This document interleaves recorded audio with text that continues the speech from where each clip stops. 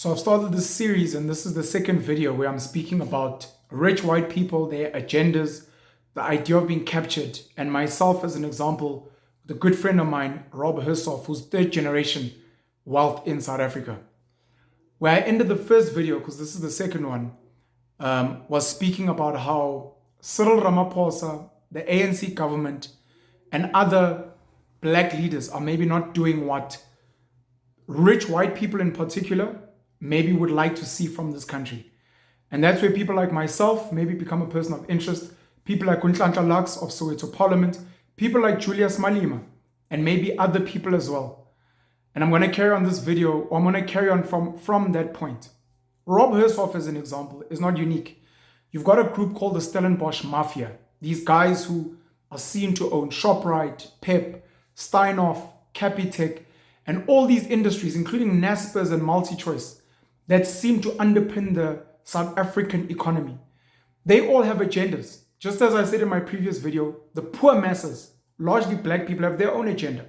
Their agenda is to get decent housing, decent education, access to maybe jobs, good healthcare, etc. And a lot of them will continue to vote for the ANC, maybe the EFF, to be able to get this. It's the middle class that's kind of lost.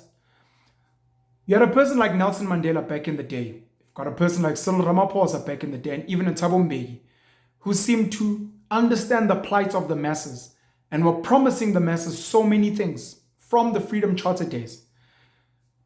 Some white people, the Oppenheimers as an example, saw these black leaders as very useful, and they decided to bring them closer and befriend them to create genuine friendships, the kind of friendship that I have with Rob. And they said, look, we understand you're fighting for your people. We understand the frustrations. Apartheid did you guys dirty. You're not happy with British colonization. Here's the situation. The black masses don't own land. They're not in the mainstream economy. What can we do? And they sat down before CODESA. CODESA was the formalization. But they sat down, and people like Nelson Mandela, Thabo Mbeki, and maybe even a Cyril back then, they said, listen, is it possible for you guys with all your wealth to make sure that the taxes that we will collect will go and build houses and clinics and all these other things for the poor masses? And we'll build roads. There are so many tarred roads in townships today, in villages. We will make sure they have running water. We'll make sure that they have electricity and flushable toilets. And they've delivered on a lot of that, of course. And then they said from an economic perspective, what we'll do is we'll set up these trusts where we will handpick certain people to take care of these trusts on behalf of black employees, on behalf of black communities where these businesses operate, and we will become the faces. That's where so many different vehicles, Tebe Investments, Nail, I think at some point, and then you've got companies like Shanduka, Cyril Ramaphosa, Pembani, Phuthuma Nhleko, Mvela Phanda, Tokyo Sexwale. There's a whole host of others. I mean, even Sandile Zungu with Izigo, investments, Mzi Khumalo, Lazarus Zim, Saki Matozoma, etc. All these people, Dr. Anna Mokhokong, there's a whole host of these guys who set up these companies. Patrice Motsepe, as an example, he holds the trust for a lot of people. I think Batupili or something along those lines, with Sanlam and so many other businesses. And it's these trusts that are BEE vehicles. And they said, we will hold this on behalf of the people. We'll make sure that they get dividends. Maybe at some point when they retire or whatever the case may be, they will get some of the shares. And then I will be the face. I will be the trustee. But what happened is these guys got greedy. And they decided we could actually become very wealthy here in the fees they were getting paid. And also they were like, okay, we're running this trust, but can you also cut me a slice? And these guys ended up getting slices of some of these major companies. People like Cyril got to sit on 18 boards. He was involved in Bidvest, in MTN, Standard Bank, Saki Matozoma, and all these other guys sat on these huge boards of these huge companies, having never built companies before, but this was the negotiation. Jacob Zuma comes in and is this very, very mischievous Zulu man, short Zulu man who seems to have his own agenda. Comes in with his own guys, the Guptas, comes in with his own band of merry black people. Dudu Mieni, Hlaudi Mitsweneng, Mzwandile Manyi, or Mzwanele Manyi rather. And they say, we didn't benefit with whatever you guys discussed. We want our own slice. And the white incumbents then said, nah, that's not going to happen. We've already made deals with Nelson, Thabo, and other people, Trevor Manuel, Tito Mboweni, those guys, we're good. Jacob and the Guptas said, nope, never. And they started now with all these things that were happening where Jacob Zuma under his presidency arguably, this is a conspiracy theory, using the Guptas and other business people, started placing certain black Indian individuals in some of these strategic spaces, getting funding from the PIC, the Public Investment Corporation, getting funding from the IDC, from the NEF, from SIFA. So then the Guptas were there, his son Tutuzane Zuma, Malusi Gigaba, and all these other new names, the Guptas, of course, in particular. Dudumeni uncovered that SAA was not transformed from a supply perspective. Shaudi Mutsueneng said at the SAPC, no, we need to pump more local content, more local music, 90%, in fact. And that upset the incumbents. And they decided, let's send our boy, who we've been working with for a while, Cyril, go back there and find out what's going on. Cyril Ramaphosa comes in as deputy president and eventually as president. But he's already captured. He loves money. He's tasted it. It's delicious. He owns game farms, just like Tokyo Sehwale. He owns cattle farms, Ankole cattle as an example from Uganda. And he comes in and we think, oh, okay, he's going to go back and take things to the old way of being, where things are being run, the social welfare for the masses, and business will remain largely local. But he's tasted money and he's built these international alliances. And he's like, nah, what I'm going to do is I'm going to cement myself and my family. Patrice Motsepe, who already is a dollar billionaire from mining under African Rainbow Minerals, which was given to him by the Manels and the Hersovs, now is going into alternative energy. And he gets 12 of the 25 IPP licenses handed to him by Minister and the President at the time, Jeff Radebe, his other brother-in-law.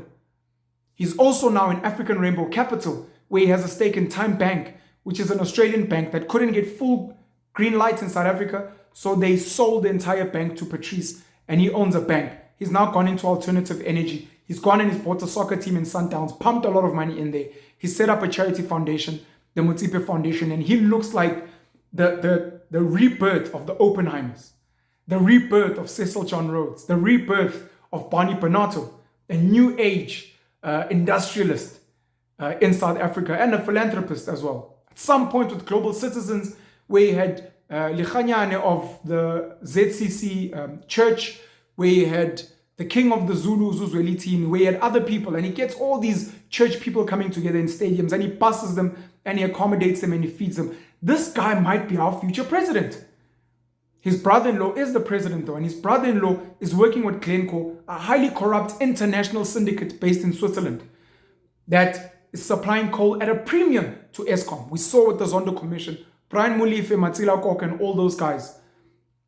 We had Lucky Montana with Transnet giving his accounts as well.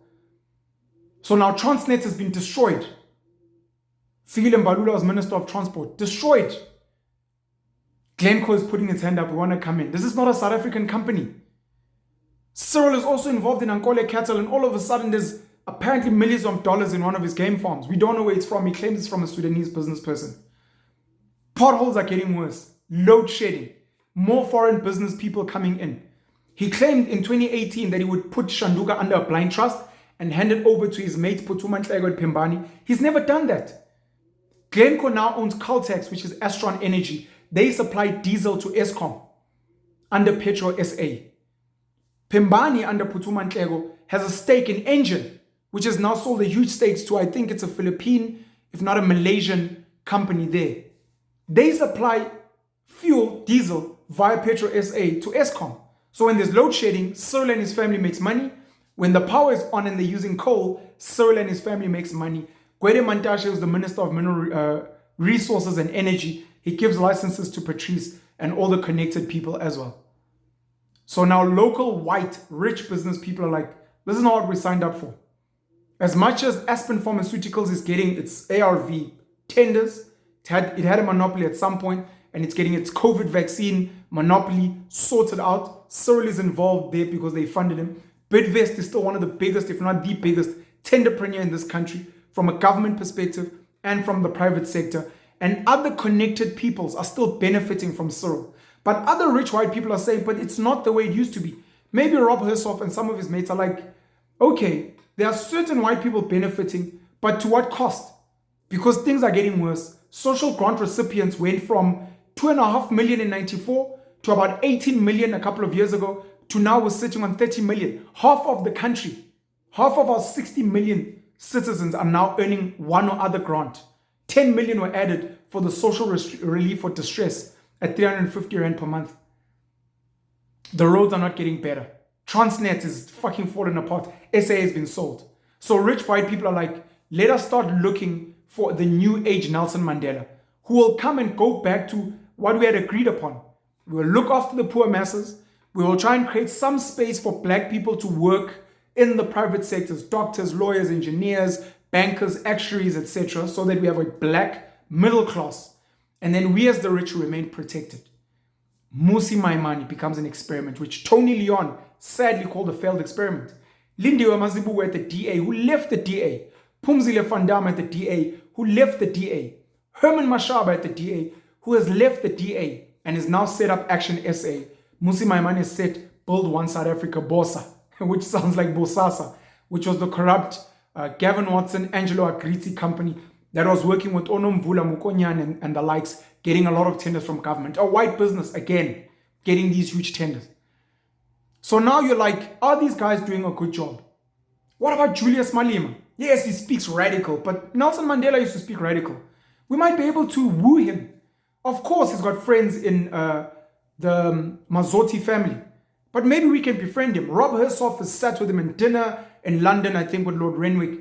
We think this guy might be useful. And Julius Malema went on Jacaranda FM and he said that the EFF plays its position where the black angry masses, if we let them stand up and revolt on their own, we will have anarchy and they will come for you, white man, and me as a black person living in the suburbs.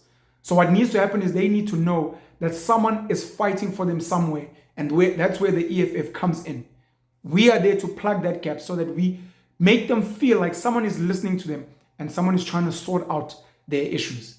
Where the ANC Youth League was talking about land, expropriation of compensation, the nationalization of the mines and the banks, etc. Nelson Mandela was taken to the World Economic Forum and Margaret Thatcher and the like got him to keep quiet. Julius Malema and the like have also become a bit more quiet now. And now we move forward and we start thinking about where do voices like Penuel the Black Pen play a role, especially in the internet social media era. Penuel the Black Pen.